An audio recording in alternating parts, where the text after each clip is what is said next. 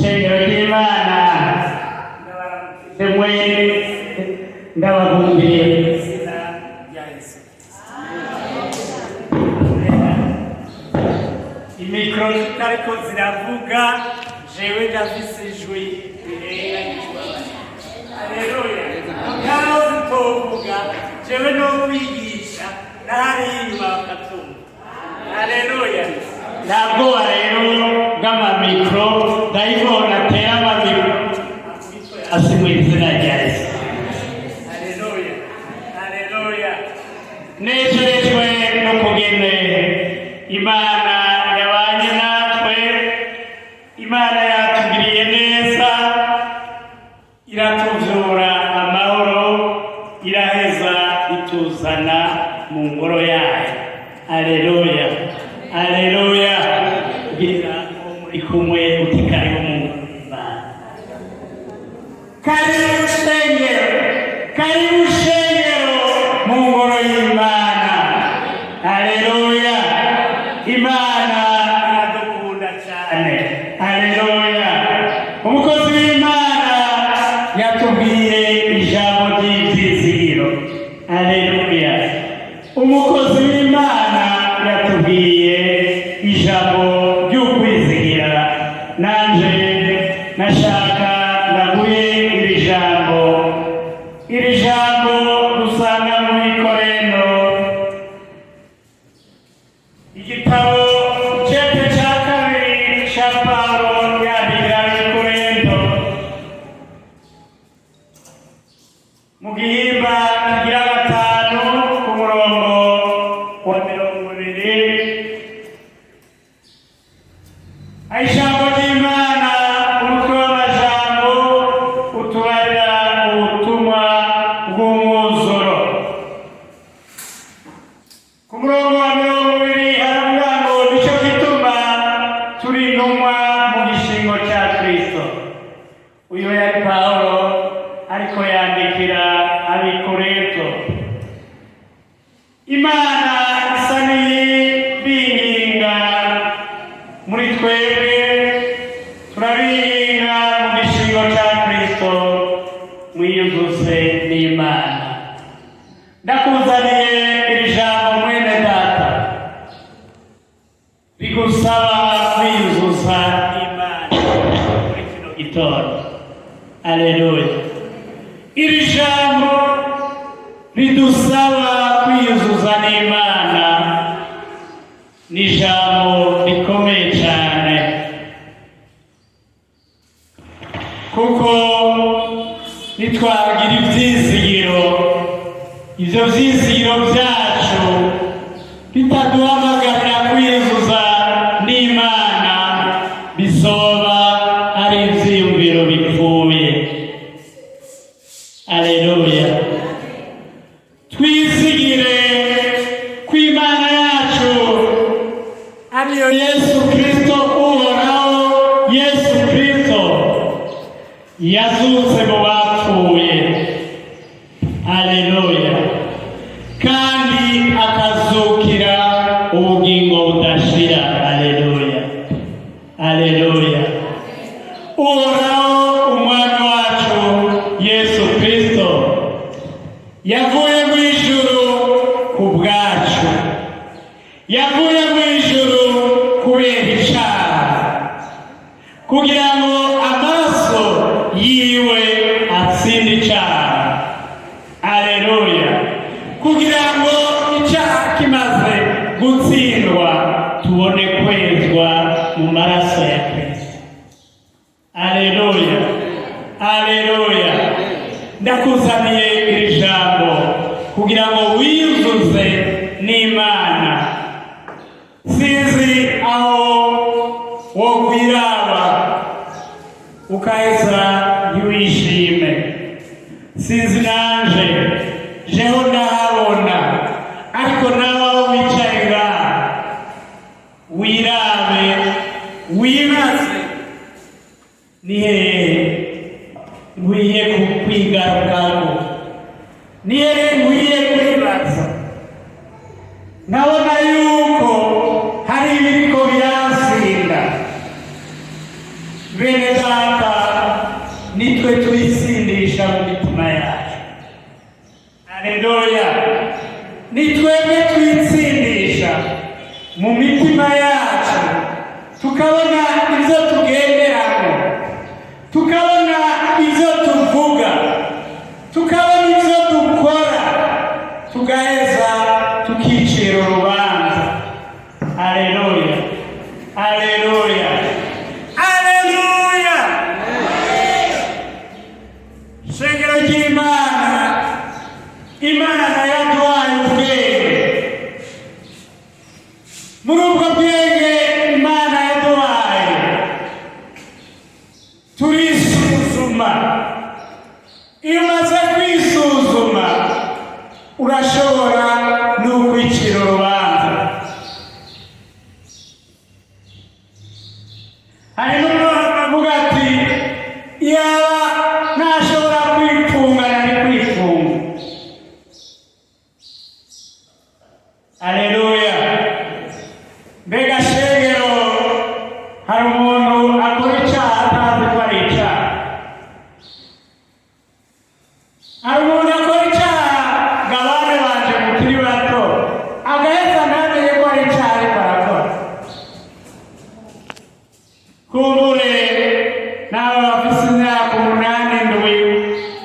7, iyo bakoshetse barabwira ababyeyi bati mbabarira, bakanarira. Abakuze neza iyo bakoze icyaha baravuga bati mbabarira. Abakuze neza, ndavuga ngo abakuze neza kuko hari n'abakuze tunganya n'imyaka, mugabo yakoze icyaha yihorera ngo nakora icyo ashaka. Sibyo bashenge? Hari n'ukuze avuga ngo biramuraba kandi icyaha azi yuko yagikoze. Imana iturinde cyane. Imana iturinde shenge. Iyo umwana akiri muto akuze neza arasaba imbabazi. Niyo umuntu akuze yagiye mu byaha, yagiye mu makosha, arasaba imbabazi.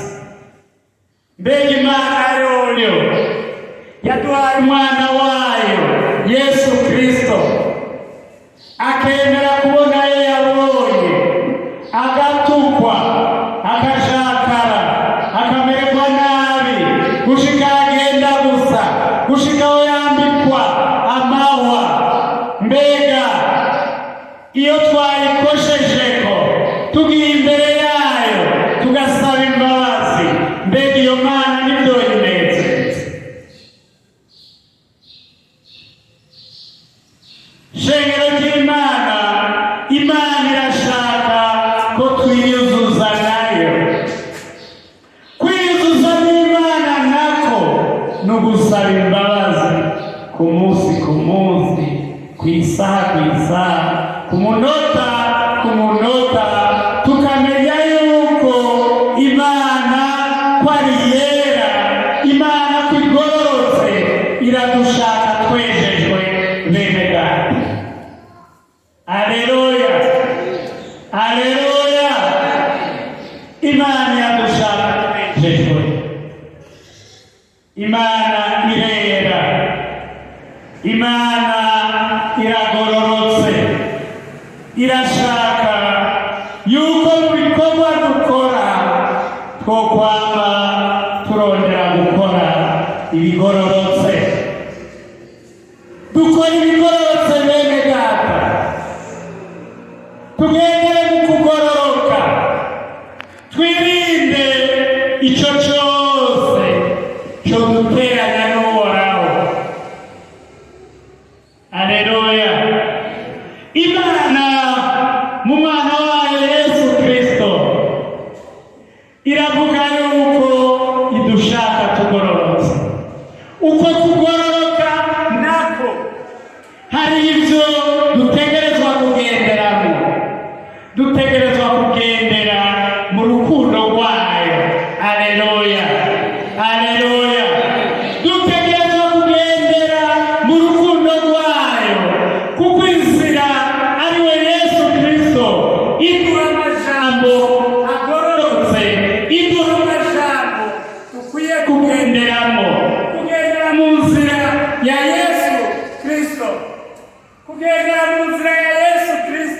sibindi no kugendera mu majambo twigishijwe.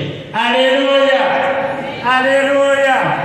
Yesu Kristo nituzamubona ari inzira ubu duca mw'ibarabara turiko turagenda, iyo nzira nayo tuzobona.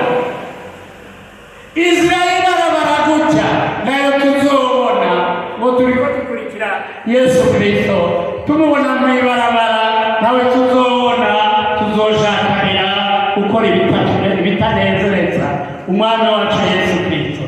Inzira ya Yesu Kristo aduhamagariraho, akatubwira ko ari we nzira, akaba ukuri, akaba n'ubugingo, n'ukugendera mu majambo Yesu Kristo yatwigishije. Aleluya, aleluya, aleluya. Inzira ya Yesu Kristo n'aya majambo dukura muri Bibiliya, dukura mu gitabo cerana, amajambo Yesu Kristo yatwigishije tukayagenderamo, niyo nzira Yesu Kristo atubari. Aleluya, aleluya. Twiyunge rero na Yesu Kristo, twiyunge n'Imana mu kugendera mu majambo yatwigishije Yesu Kristo. Aleluya. Atwibarira ko ari we nzira, iyo nzira tuyishemo mu gukurikiza no mu kugendera amajambo yatwigishije. Aleluya, aleluya. Yesu arasubira akavuga ati, ni jewe kuri. Abashatse kuvuga igishenge, abashatse kuvuga yuko amajambo yatubariye ari ay'ukuri. Aleluya, aleluya, aleluya. Yesu Kristo avuze ngo ndi inzira, ni ukuvuga yuko avuze yuko amajambo yose yatwigishije ari ayo dutegerezwa kugenderako, tukayagenderamo. Avuze ngo ni ukuri, abatubariye yuko ayo majambo ari ay'ukuri, kandi aca tubarira ngo ni ubugingo. Aleluya. Ayo majambo tuyagendeyemo, tukongera tukamenya ko ari ay'ukuri, tukayagirira ivyizigiro. Rya jambo twaronka ku mukozi w'Imana wa mbere, ni ukuvuga ayo majambo tuyagendeyemo, tukamenya ko ari ay'ukuri, tukayizigira, tukayizera, ngo tuzobona Yesu Kristo, tuzobona ubugingo kuko niwe azobuduha. Aleluya, aleluya. Kandi ijambo riratubarira ngo nimuzoshikira data. Aleluya, ngo mutashiye. Aleluya.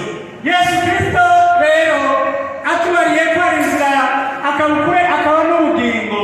Tumenya yuko yicaye iburyo bwawe, kandi azogaruka kudutora, ariko tugumye mu nzira yatwigishije. Aleluya, aleluya. Twiyunge rero, ijambo ryatubariye ngo twiyuzuze n'Imana. Kwiyuzuza n'Imana ni ukugendera muri ayo majambo Yesu Kristo yaduhaye. Umwami Yesu abahezageje.